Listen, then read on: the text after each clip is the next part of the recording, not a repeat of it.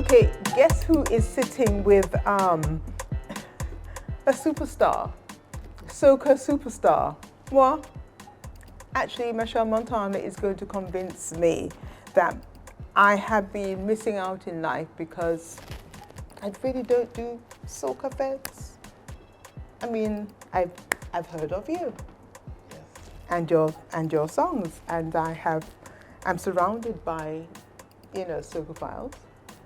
I'm surrounded by people who absolutely adore you, and there was much excitement when we heard that you were going to be in Jamaica come the 15th and the 16th, participating in Road March and Party. So, welcome to Jamaica first and foremost.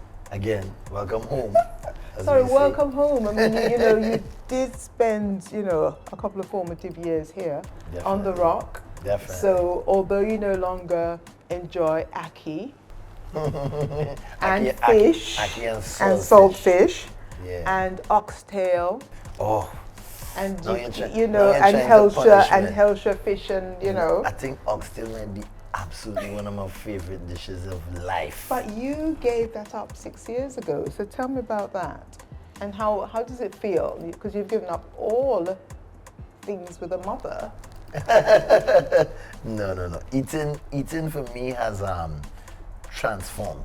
When I say transformed, I started trying to be pescatarian and just eat fish, and then I went to, being vegetarian, and that went into being vegan. And now, I'm not even into the titles so much. Right, I think that's important because, who needs another label for heaven's sakes? For sure. But I just like plant-based eating because I've understood food and I understand that this body is an accumulation of food, basically. So when you want to function on a high level, as you do. Yeah, energy and carnival and, yeah. You need to, feed this body what it's desired for. So if I wanted to be probably a bodybuilder, I might need more protein and I might need more of this. But I just felt like my lifestyle was going in, this kind of jungle, man. I always loved being in the bush and in the rivers and the oceans and the seas. And there was this consciousness about health and eating. Not to say health versus being diseased or being sick, but just being a little more sharper in terms of the mind, the body, the energy.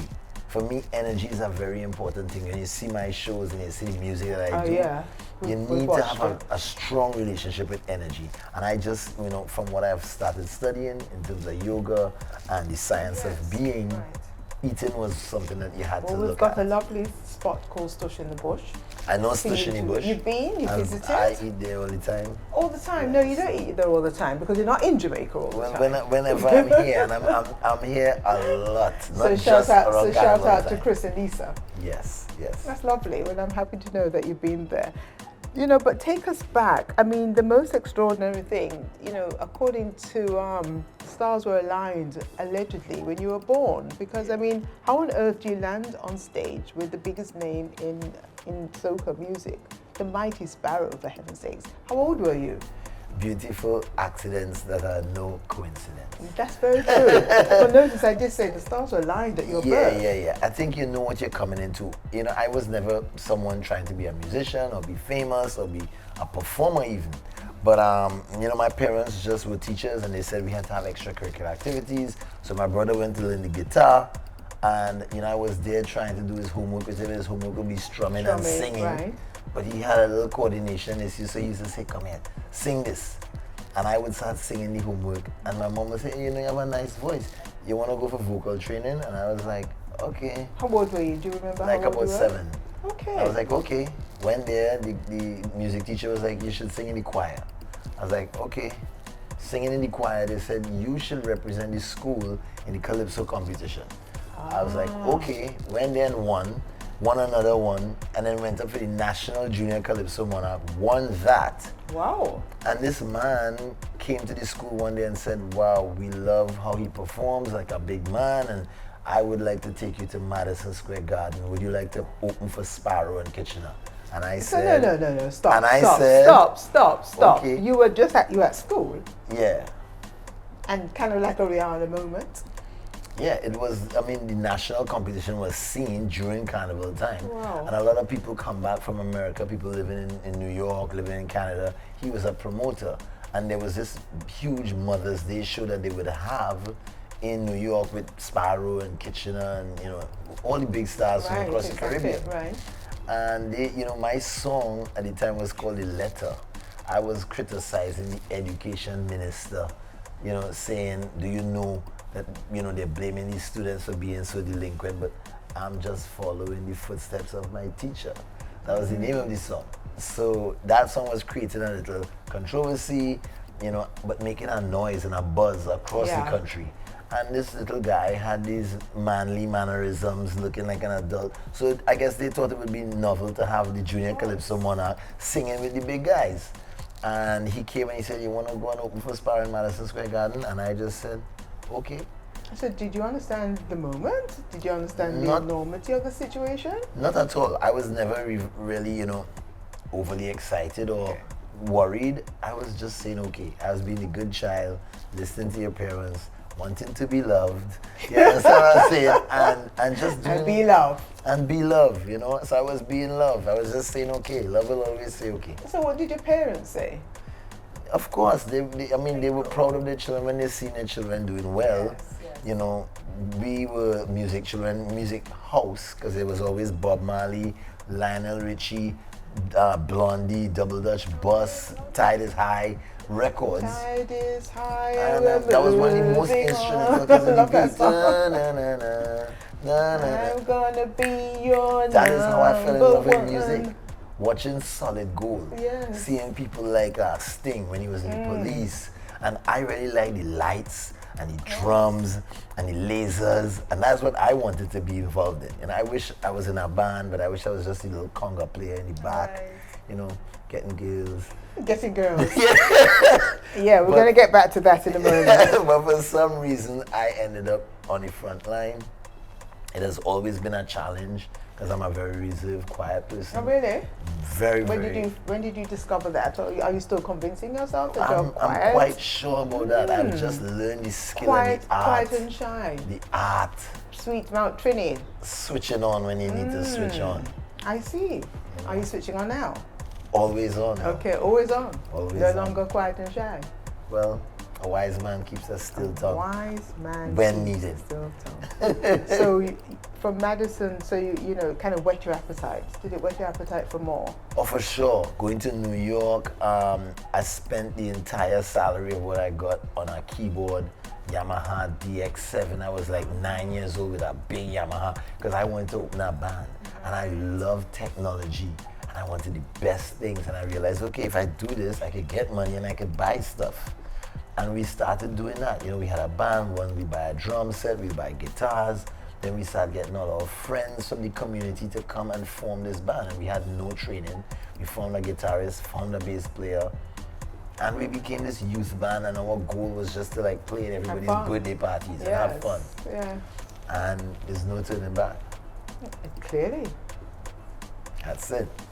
No, but okay. So this is your passion. Did you feel that you missed out on anything? Because, for example, you're back at school now. You've got classes in less than an hour at the University of Trinidad and Tobago. So did you feel that you had paused your education? Because I mean, you know, your mom's an educator. So when you were kind of throwing sly at teachers, were you kind of, you know, nudging your mom too?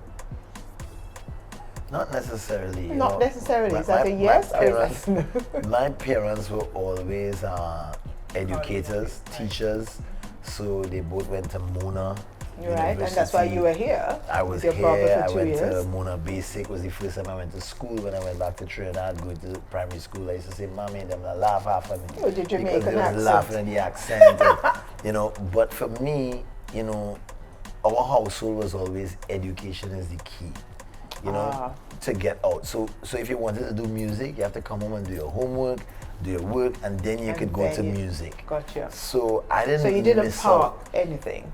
Not at all. I mean, the parts of school that I missed out was going to the movies with the girls on the weekend, or having a girlfriend. Because every time, she would say, "We going to the movies this weekend," I'll be like, "I have a show in New York, I have a show in St. Croix, I have a show," and after a while she'd be like, "You never here, so forget you."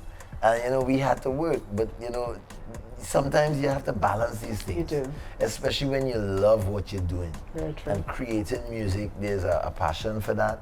But I wouldn't say that creating music is my passion. My passion is creation. And one of the most important parts of creation is creating joy. Like creating that pleasantness in people, seeing people light up. Because I believe that light is at the source of our creation. That's very And when true. I could light up, bright enough, it lights other people up. And then they know that, oh, I could do this too, or I have this in me, and then we are one. So there's this kind of creation vibration happening that I am very passionate about. So tell me about the light and the joy and the toughest audience that you've ever encountered. Toughest audience, wow. I mean, varying toughest audiences according to where they know you and where they don't know you. But the toughest audience for me were my peers back when I started. Because Calypso and Soca, which I started in, was a music for the older generation. I was this young kid. And they were a young kid, right? Amongst these adults, Right. they running around talking and you there alone by yourself, and which is where I developed the relationship with spirituality, that inner voice, that God or that angel. But when I said, okay, well, Mom, everybody have on a three-piece suit and a felt hat and a stick and a cane, and where are the peers? And we went to see where my peers were. They were in the clubs dancing to dancehall music and Tainted Love, dun, dun, dun, dun, dun, dun, dun, and they were youthful, or they were lip syncing Belle Biv DeVoe or New Edition. Exactly.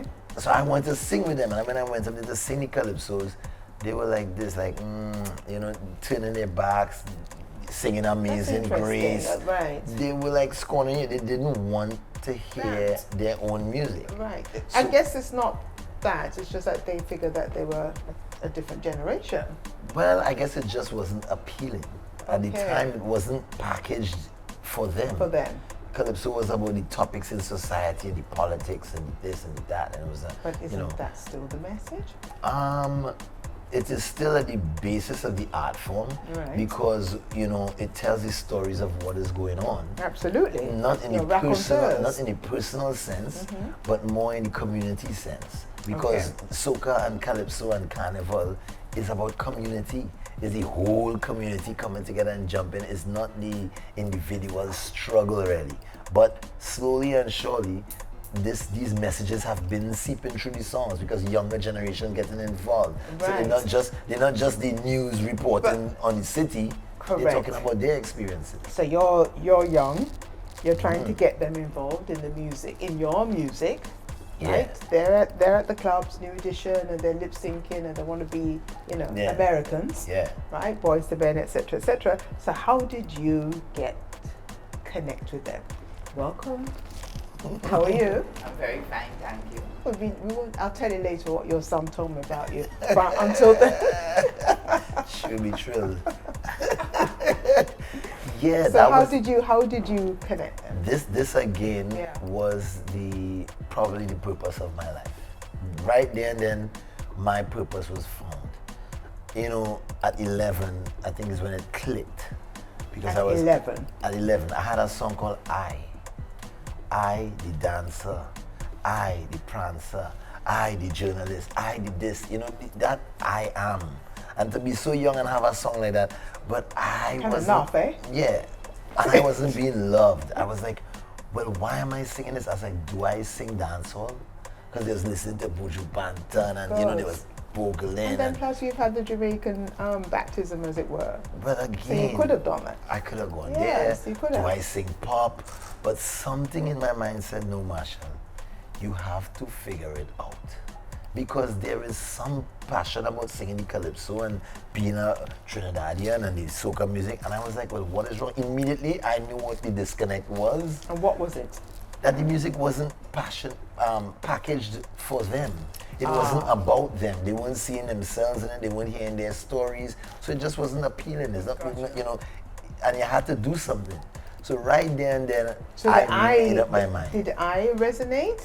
No, the I didn't resonate So even. which song resonated? I mean, when did you realize that, there's a breakthrough? Well, it wasn't even a particular song, because remember back then I was singing my calypsos and my band was playing pop music and top 40 and reggae. We were playing what we liked, and then we had the calypsos. Gotcha. And I wouldn't want to sing my calypsos in the show. I always wanted to sing the other people's songs because this is what they love. Of course, exactly. This is what they love. Exactly. So at a base. So like you were at the jazz festival as well, and at the jazz festival, it's like if Gladys is coming, just sing the songs. It's a sing along. It's a sing along moment. And that's what you're fueling because everybody joyful. Right. So this guy used to say, you have to sing your songs. Be proud to sing your songs. So then I started figuring out a strategy. I'll play a Garnet Silk because they like Garnet Silk, and then they'll be like, and then I'll drop in a little soca song and I'll mix it well. Okay, and they'll be dancing after a while. They'll be like, as soon as they do this, I'll play something else from Bobby Brown that they like, and they're like, and then that kept them starting to like the calypsos. But then I started saying, okay, I have to make the music like this, and I went about mixing soca with hip hop, dancehall, reggae, classical music. I started blending the genres into my music. I started listening to what was popular in the pop world. I pioneered a lot of things in soca that wasn't happening. Doing soca rhythms, one rhythm with 2, 3, 4 different songs on it. I remember Bob Marley was doing this when he had, Simmer Down, and he had the flip side with either U-Roy or I-Roy or some sort of selector, because it was a way to get the music. So I was just trying all these different things, mixing the actual was your experimental to appeal to them. Yeah. And then sex, being a sex symbol, being the soca music and girls dancing and whining and being youthful, because the girls used to scream for these boys like Bobby, Ricky, Bobby, Mike. Your mom's giving you the eye. No, but I mean this was all part of the strategy. Get them to be attracted. Yes. So you had to be attractive. So we used to take our shirts off, and we used to whine, and we used to be like, That big jack of moments. get girls, and that, all these things were part of the strategy, but you were trying to be loved. You wanted be loved. But you had to be loved to be loved. You understand? So for me, it was a journey, but it was a process that was strategic. And after a while, there is even a lesson in that, trying to please. When you really become conscious and you find yourself, and instead of trying to please, you try to share what you are. Welcome. Thank you. Tell us a little bit, how does it feel to be the momager? I heard that you were a stalker. A stalker. I said that. Confession. We have to start somewhere. It's the most dramatic moment. Thank God I was a stalker. This is exactly what Well, you you see, said. that's exactly why we started. We've started here because we want to hear the backstory. Well, the backstory. It started when he was 5 years of age. You mean you had to be a stalker from then? Well, I had to be a listener. Breaking news. I had to be part of the audience. I had to be part of the the listener or the evaluator. Yes. So at age 5, his brother was learning to play the guitar. Yes, he told us that, And he had the voice. Skip that part. And he had the voice, That's but he because didn't this tell is how us. I discovered it. Thank you. When he came to me, he used to tape everything, put it on tape, and bring it for us to hear. And when I heard it, I said to my husband, Monty, but Machel has a good voice. And this is when I took him to the music teacher, and the rest is history. But the stalker part is just a joke from the artist, because what I mean is she dare when you're creating the music. We're just teasing you. She clean out the living room and making you rehearse. She doing the business. She in the clothes. She in the interviews, and this is good parenting, No, that's excellent And I was parenting, saying- because at the time. I love the word that he used there, stalker, but I call it the ultimate insider. Oh, I call love it that. the outer insider, because So she if I all around.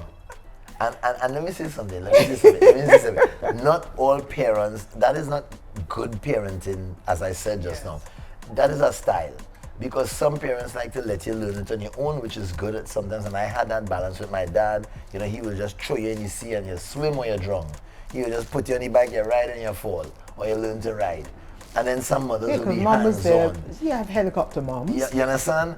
Yeah. But ultimately, I think she liked the music. She obviously did like the what music. we were doing. And it was good. So this is the biggest Is it- fan. is The it- biggest fan is your stalker.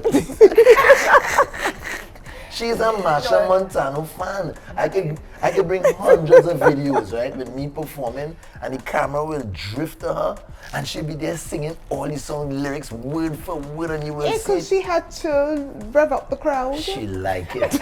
She like I it. She just was genuinely part of like it. You were part of the experience. Yeah. Is it that you had wanted yourself to be possibly to being a musician? Exactly. Well, Because you know sometimes you I know you was in channel. entertainment in the sense that my mother had a dance troupe of which my sister and I were part of.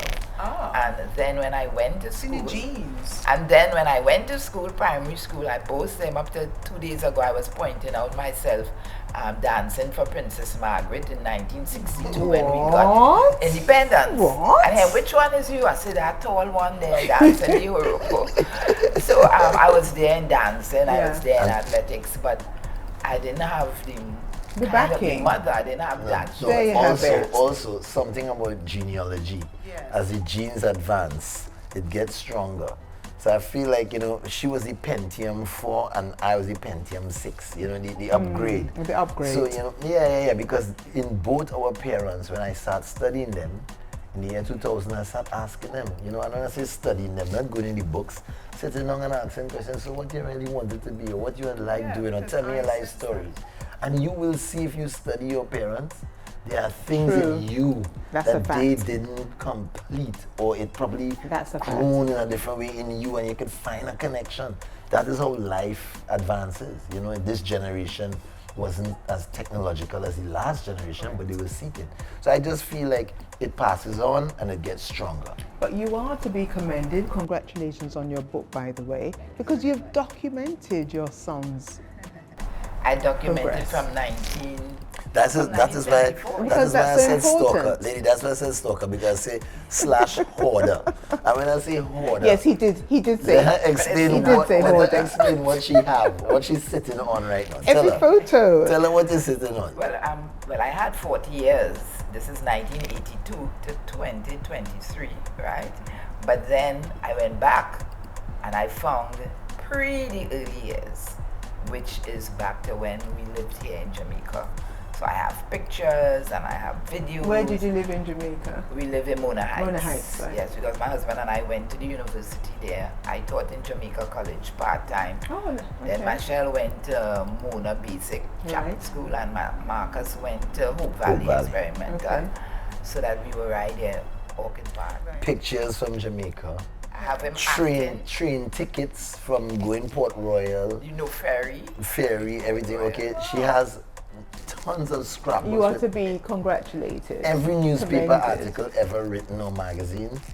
She has the clipping from all over the world, Paris, wherever. Well, and then we that have is so. videos. That's so important because too many of our creatives, there's no. I mean, there's nothing. No story. There's no story. People, you know, shape their own narratives. So the story is being told through the eyes of your biggest stalker. Even today, even today, a lot of musicians and artists don't have their songs, their lyrics, Listen. their this, their that It is a fact. in order.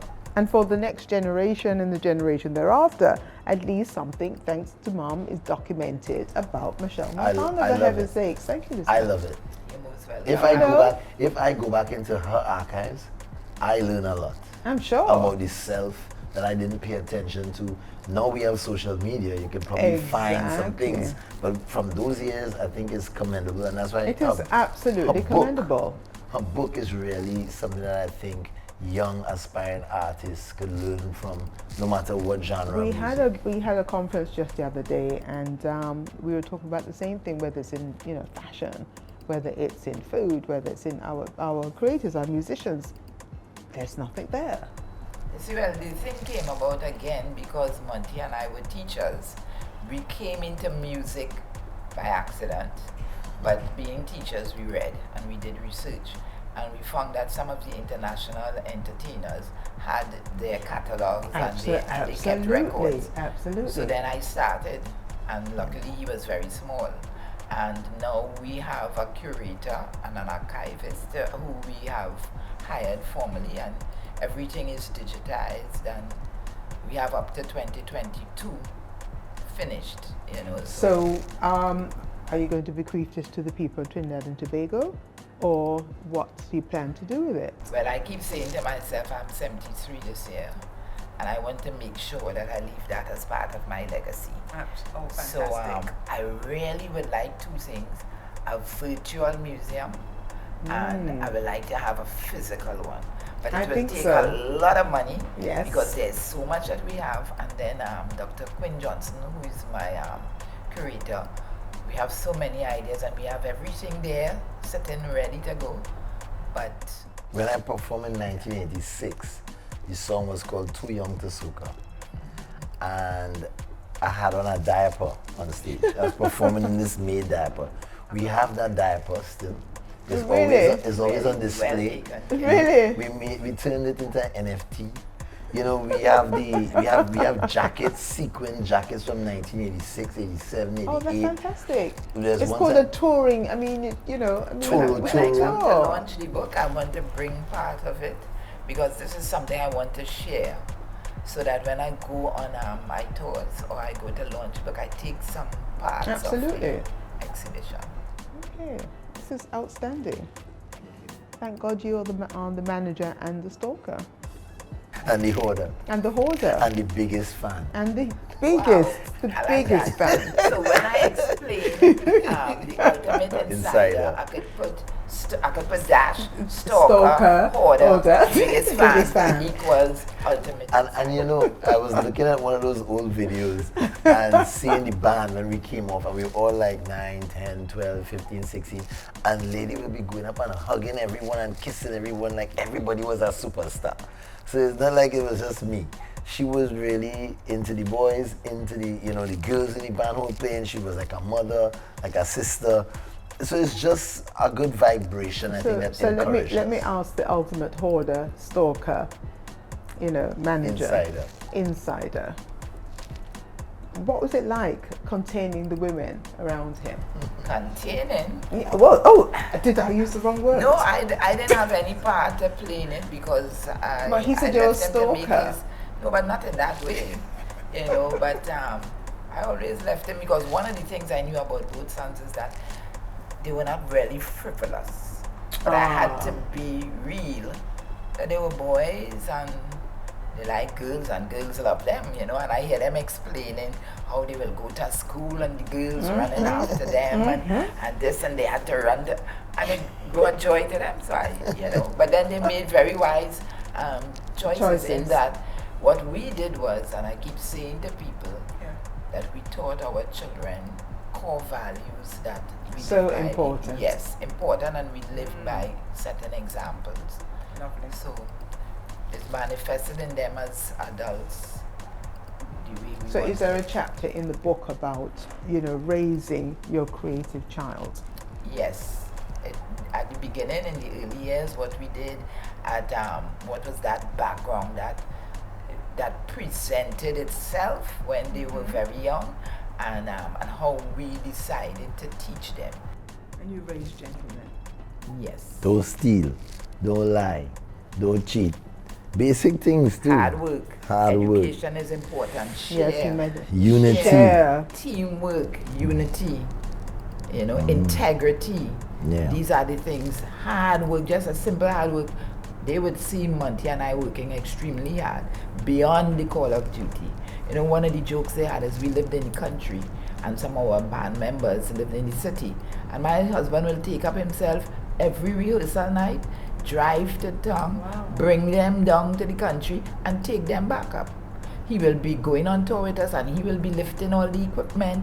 Managers and don't do that, And I think they developed that. And then my husband and myself, we like people, we like to help, and they grew into those kind of adults. Was there ever a time when you felt that you needed to step back and allow somebody else Well, I did Notice so. it, I did listen to so the chuckle. because I did step Yes, back. right. Because I retired. By force. No, I retired. I retired. Not by force. By force. I want to hear your Well, no. version. Thank you. Well, he kept telling me, and I realized that I could have brought him to a certain level. But I had to admit that I didn't have the experience To take him to further. take him further. Was that difficult for you? Because some people find it difficult, and then you hear, boy, get big and him chuck out his old friends kind of thing, and look how his mum works hard for him. No, it wasn't. So it was okay for you to check your ego because it wasn't an ego thing. At all. And then the person who came was very young, and he shared a similar vision as Machel. Lovely. So you are proud of that shift, and your husband took it okay. Your dad took it okay as well. He was out the He door. said reluctantly. So why did you say reluctantly? He was out the door early because remember I told you he was the one who would say throw you in the sea and let you swim. Right. Set you on the bike and let you fall.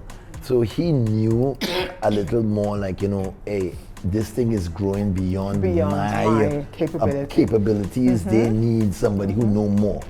But the mother, remember, the masculine is expansion, the feminine is preserving, nurturing. Put a picket fence around it, protect it, right? So the mother will always want to make sure that the person that's coming in going to be the same kind of person. Absolutely. And I used to pray about that. I used to be like, I understood what kind of parents I had. We didn't have to pay them. They were honest. You can't find these things in the business world. You can't find these things easily in the business world. Certainly not only that, certainly not. they believe in you the most. Of course. How are you gonna find a manager who believes in you like that, who who not trying to work here for the dollar? Thank you. And who honest. Mind you, I'm just asking. Just me and you talking here. I hope you were paid. Of course. I didn't ask you. I asked Elizabeth. You. Were you paid? I always tell him, you can't fire me, you didn't hire me, and you don't pay me. I don't even know how much money I have in the bank. Oh, really? I come in here. Good mom. Come in here. I didn't even walk with money. She say, I have money. You don't worry. I don't even need money really. If I need money, I say, yo, where the money? She have my bank card. She have access to all my accounts. I don't have to worry. I don't have to look over and think she go on Hawaii with a big ukulele player, muscular. I don't have to worry about that. You understand what I'm saying? And it's that kind of relationship. There is no need or desire for anything that we can't have. And there's no exuberant things that we're looking for, we want or we need. So we surviving, and money is never the object first. The product. What are we doing? What are we contributing? What are we really sharing with the world? And once we share that to the highest, things work out, because we come from real hardship and hard times, and we know what it is to be hungry and what it is to be, not living the life. But now we don't even want much. You know what I'm saying? So you've gone from Machel's mommy, well, you're still his mom. Lady. You're still his lady. His lady. His first lady, right? And you're now an author. But then your son is also an author, I gather. So you wrote first? You wrote the children's book first. Did you tell us about that? Well, the children's book was, I can't take all the credit to say I write it. I worked with some writers. And a ghostwriter. I work with mom. Yeah, because, But what gave you that idea? My goal was, I felt this urge to have a conversation with the younger generation. And I was like, okay, if I had to have a conversation with the younger generation, what would the conversation be about? What were the issues? And I felt immediately I went to the environment. Our understanding of being one with the environment and having an environment that is at risk of being, threatened in a way that I thought that you have to talk to the next generation and tell them. So I was looking and I was trying to say, they have to know who they are. And at the root of my understanding of life, my experience of life, is a oneness. Not just a oneness across race or a oneness across generation, a oneness with the environment. Remember I told you creation is my thing. So I understand the oneness of creation, and I understand our responsibility to treat with it as such. So I wanted to talk to them. So I talked to my Trinidad youths. I'm gonna use carnival, and I'm gonna talk about pollution, and I'm gonna talk about recycling, and I'm gonna talk about unity. And it was right there in front of me. You know, the factory come to town, and the parents have jobs in the factory, which is what happened in Trinidad, the oil industry. Yes, The children didn't play outside anymore. They was on video games and in front of the TV. And one day the factory built so much that it shut down, and there was no electricity, and they couldn't have the carnival parade. So what happened? This little boy, he walking past the same factory and seen this old man doing magic, taking dirty oil drums, shining them up and making steel pans and making music. And he was like, right there and then, something clicked to him. The old man said, this is the answer, you know, and he said, find the rainbow brew. What was the rainbow brew? The little boy tried to figure it out. It was that the fact that recycling happens everywhere. The Chinese man take the tire iron and was ponging it. Mr. Mongru take the tambu bamboo, he take a piece of bamboo. So they were taking things and recycling or upcycling them into instruments, and he was uniting the community. And if he leading them with the steel pan in the road, when he looked back, he could see this rainbow of people all coming on the road, solving the problem. So it was polluting, it was recycling, it was uniting. And that was the conversation with the youth. What's the name of this book? Boy Boy and the Magic Drum. You know, Boy was the person who represented our multicultural society. So he looked like a little Chinese, a little white, a little Indian, and the black boy. And this was about what, 15? 2009. 2009. So many years ago, and my daughter was at the the time. reception? Oh, people love this story. Of I did course. a musical, a show that I featured 150 kids on stilts, playing pans, singing, dancing, doing all the martial songs. We rehearsed for like 2 months with all the kids, and their parents would come, and we did the show. We launched the book. My daughter did an activity book. She was what at the time, about 9, 10. Yeah. She was like, I want to do a coloring version of this book. So she had the activity book with the coloring the parts.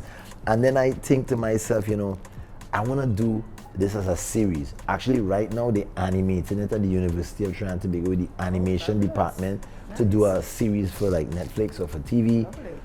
But my vision was like, the next book will be called Boy Boy and the Caribbean Snow. And I was like, you know, because I'm trying to show them the environmental changes, the climate change that's going on in the hills of Jamaica.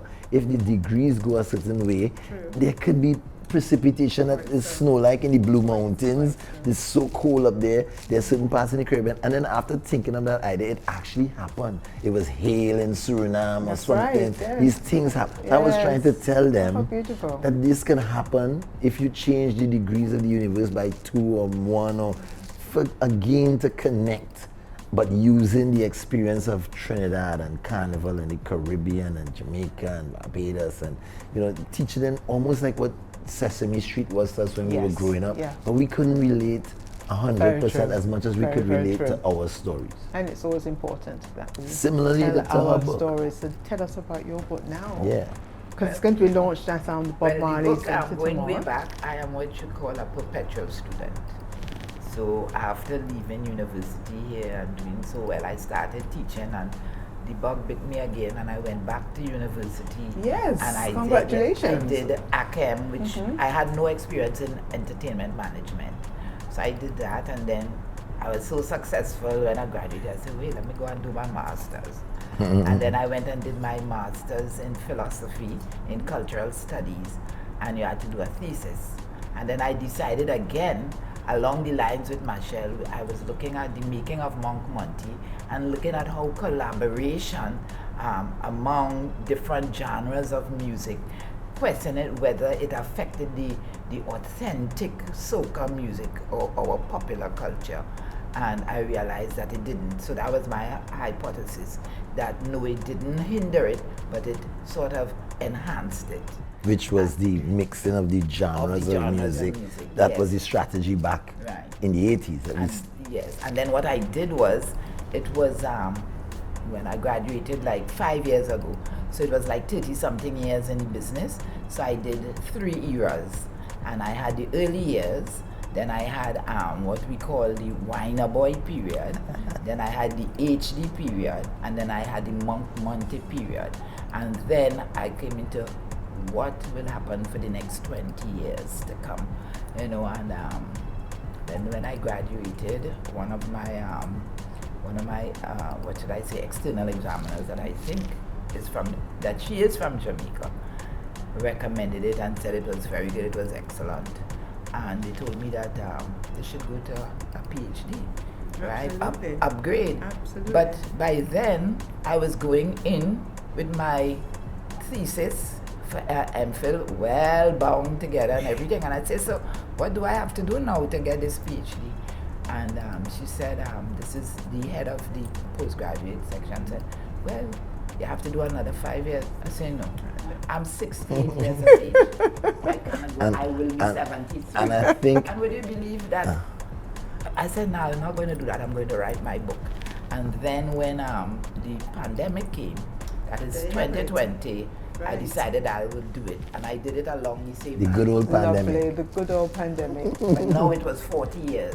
And Fantastic. now, Congratulations. now Amazing. she's launching it at the Bob Marley At the Museum, Bob Marley which Museum. is like a dream come true Right, for full us. circle in a way. Yeah. Yes, You know? and I was so happy that we could do it with Jamaica and in a place that is very, very important to us, and you know, it's part of that Caribbean culture. How has Jamaica influenced you and continues to influence you? I mean, you know, as I said, back in the day, we grew up listening to Bob Marley, we grew up listening to all the reggae music. As a band, we would be playing Aswad and Third World. My brother would be, you know, singing Sense of Purpose, and that music is what we grew up with. Especially, there was a DJ in my community, and he was Rasta, and he had all the records, and he used to leave me in his room to just go through. So reggae played a role in me understanding the quality of the music, the bass, the recording studios, you know, the sounds. Trying to bring that into my soca was, you know, a learning experience. So I was really influenced by the level, and then reggae music was out there. So you were seeing what Caribbean music could be like on an international level. I just had to see, how do I compare that to my sound? How do I parallel that? You know, and it was the inspiration, you know, even using things, as I say, like dancehall rhythms, the rhythm technology, the rhythm culture to build the sound. There was a lot of that. And, you know, being from Jamaica, I mean, being a student in Jamaica, you know, living here, understanding how passionate people are about their culture and their music. You know, something about that kind of rang through, that we had to be this passionate and this, you know, feeling for our thing bigger than anything else. And I think those things stuck. Those were the inspirations. Of course, the great musicians over the time, producers, Dave Kelly, Tony Kelly, you name it, Bobby Digital, you just name it, Sly and Robbie.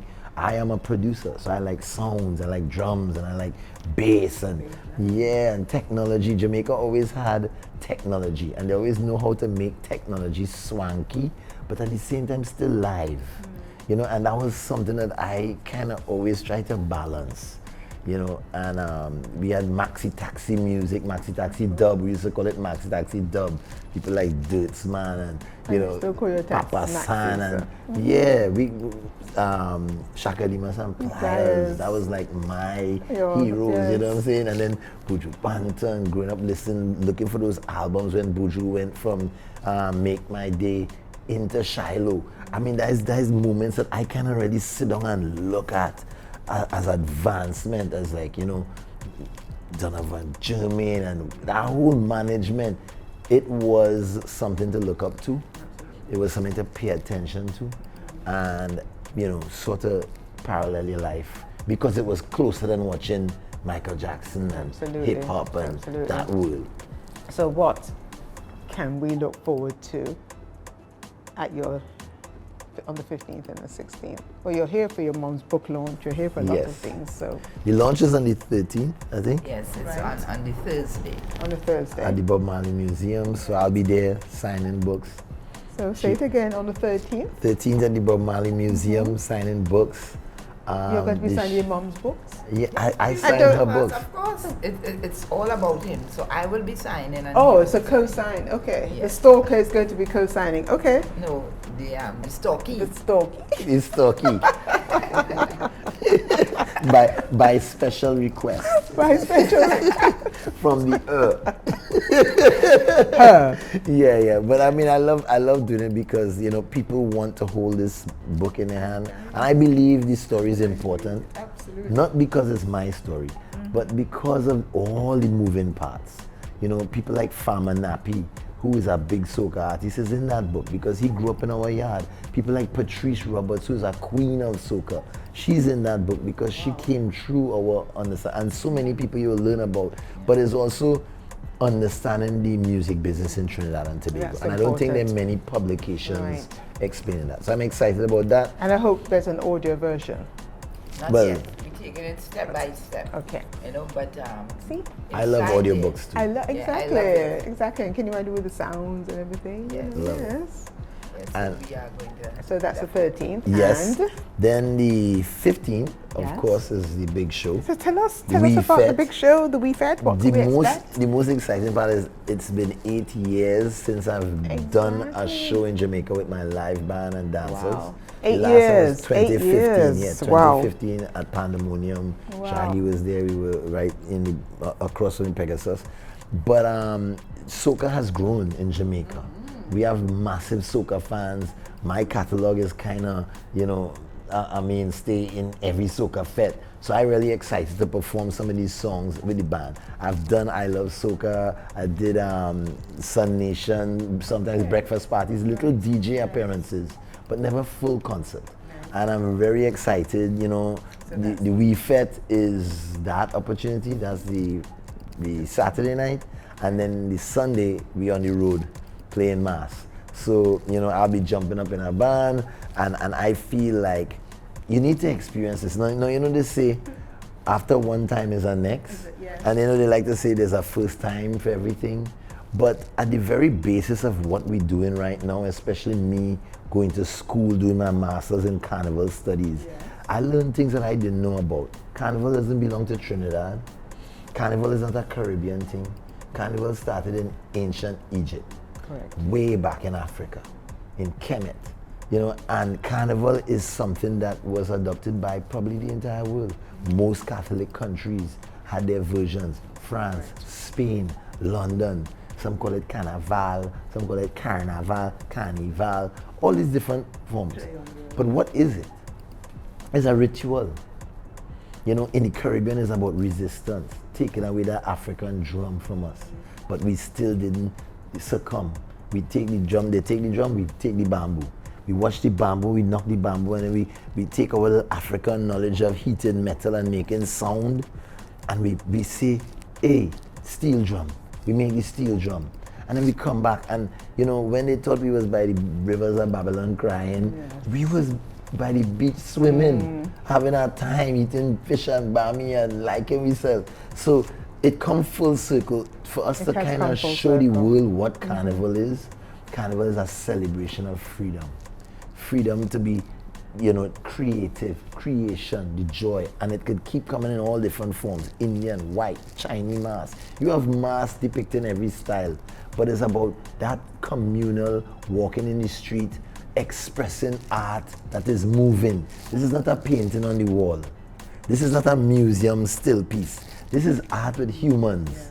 When you come into a fete, you come to We Fete a Machel show, right?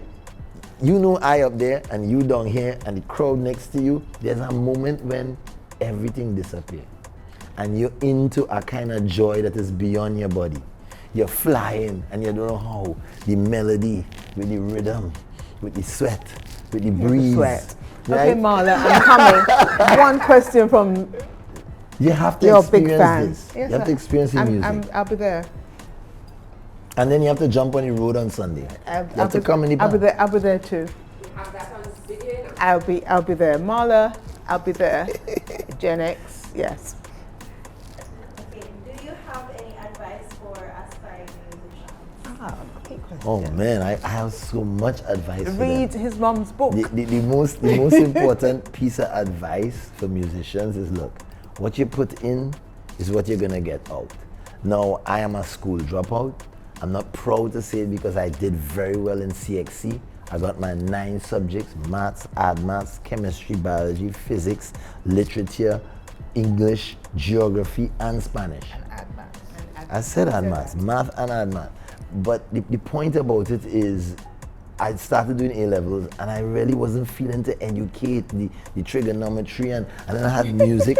You have a studio and you have music over here, and then you're trying to do maths. And then, you know, I just wanted to leave school. Come on. So guess what? Which parent you think will tell you okay and which one will cry? The father say, all right, that's what you want to do, no problem. The mother crying, you're going to drop out of school, she crying, right? But my father said, you're going to, you can always go back to it. No, he said you're going to be a musician, you're going to do music, you're not going to be clocking your card at 8 and clocking it at 4 and working for nobody. You're going to be working for yourself. You will decide your hours, you will decide what level of work you're trying to achieve. This is something that is on you, your responsibility. So what you put in is what you're going to get out. So, you know, be open as a young musician, but just understand, the first thing you have to put in is you have to enhance your skills. If you want to be competitive in this game, if you're in music, understand your skills. I went to school, and for me, school wasn't about becoming the best at English or the best at maths. School was about learning to learn. So that when you come out in the music world, you want to learn a computer program for music, you could learn it. Yeah. You want to learn how to write a song, you could pick up a book and learn it. Okay. You could learn anything you're doing and you can enhance your skill. Yes, you have to apply the knowledge. Yes, for sure. And you put it in your work. School, eh? Yes. So I left trigonometry, but I to make her stop crying, I was like, okay, look, I find this school here that I can do studio engineering in. And I went to become a studio engineer. I learned sound engineering, producing, and that has enhanced me as an artist. I always have the upper edge on an artist who just singing, who don't know how to play a chord, who don't know how to record his own vocals, who don't know how to mix a record. I have all these things under my belt. And now I'm learning the history of music, the history of carnival, the sound of pan. I have some management. So that you can become a professor. I put in more work to get more out. Thank you very much. This is, I mean, we could continue this conversation forever, but we have to stop because you've got to go to school. Yes. It was lovely meeting you. Thank and you. we look forward to your book launch. Thank you very much. Continue to stalk. and I'm willing to share. And I really, really look forward to the tour, to the curated tour around the world, right? Showcasing your son. Definitely. Thank you very much, sir. I'm taking stalking to another level. I'll just say parents, stalk your kids. Stalk your kids. And thank you very much. 8 years since your last performance in Jamaica. We look forward. Thank you. Thank you.